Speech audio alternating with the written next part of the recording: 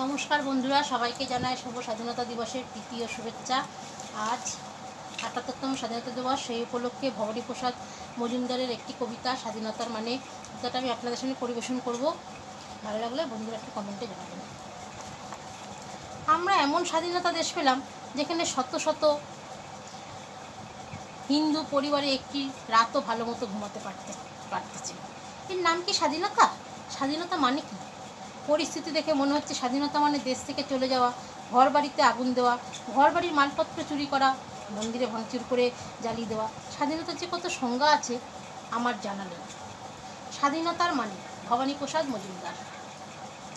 যে ছেলেটা বস্তা কাঁধে কাগজ কুড়ায় পাড়ায় পাড়ায়, যে ছেলেটা রোজবাজারে মুরগি কাটে পালক ছাড়ায়, যে ছেলেটা রেস্তোরাঁতে ধুচ্ছে থালা গেলাস বাটি, যে ছেলেটা সারা জীবন খায় লাতিকিল চর ও চাঁটি।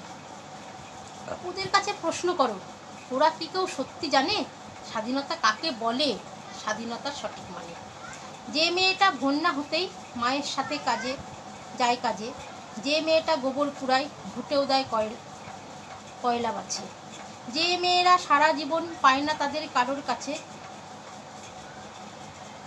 এদের কাছে প্রশ্ন করো, তারা কি কেউ সত্যি জানে স্বাধীনতা দেখতে কেমন, স্বাধীনতার সঠিক মানে?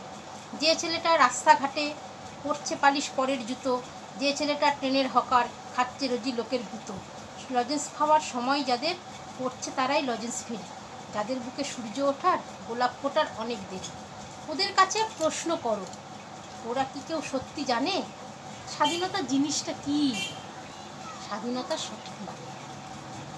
স্বাধীনতার মানে বোঝে নীল আকাশের বন্ধু পাখি, স্বাধীনতার মানে বুঝেই তারাদের পড়াই রাখি, স্বাধীনতার মানে বোঝে পাহাড় সাগর ঝর্ণা নদী, স্বাধীনতার মানে বুঝে বইছে বাতাস নিরবধি, স্বাধীনতার সঠিক মানে কজন স্বজন সত্যি জানে, স্বাধীনতার সংজ্ঞা খোঁজো শিকল ছেঁড়া পাখির গানে।